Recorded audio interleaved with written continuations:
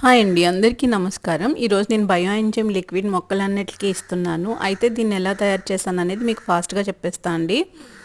మనం చాలా bio enzymes తయారు చేసుకోవచ్చు. స్వీట్, సిట్రస్ అండ్ చేదుతోటి కూడా. స్వీట్ అంటే స్వీట్ ఫ్రూట్స్ తోటి బనానా, పపయ ఇలాంటి ఫ్రూట్స్తో చేసుకోవచ్చు. సిట్రస్ అంటే లెమన్, స్టార్ ఫ్రూట్, ఆరెంజెస్, కమలాకాయలు ఇలాంటి వాటిలతో చేసుకోవచ్చు. ఇవి కాకుండా మనము చేదుగా కూడా చేసుకోవచ్చు అండి. కాకరకాయ, వేపగింజలు, వేపాకులతో కూడా చేసుకోవచ్చు. అయితే స్వీట్ బయో ఎంజైమ్ ఏమో ఎక్కువ హార్వెస్ట్ రావడానికి యూజ్ అవుతుంది. సిట్రస్ బయో ఎంజైమ్ రెసిస్టెన్స్ని బాగా పెంచుతుంది మొక్కలకి.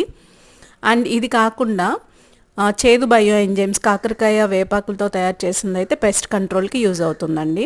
అయితే ఎలా తయారు చేయాలంటే 1 కప్పు బెల్లం తీసుకుంటే 3 కప్స్ ఫ్రూట్ తీసుకోవాలి. బాగా కుళ్ళిపోయిన మాగిపోయిన ఫ్రూట్స్ అన్నమాట. తర్వాత 10 కప్స్ వాటర్ తీసుకోవాలి. 1:3:10 ఈ రేషియో గుర్తుపెట్టుకోవాలన్నమాట. తర్వాత 1 మంత్ అలా ఉంచేసుకోవాలండి. 10 డేస్ కలిపితే చాలు. మిగతా 20 డేస్ పక్కన పెట్టేసుకుంటే మనకి 1 మంత్కి ఇది ప్రిపేర్ అవుతుందన్నమాట.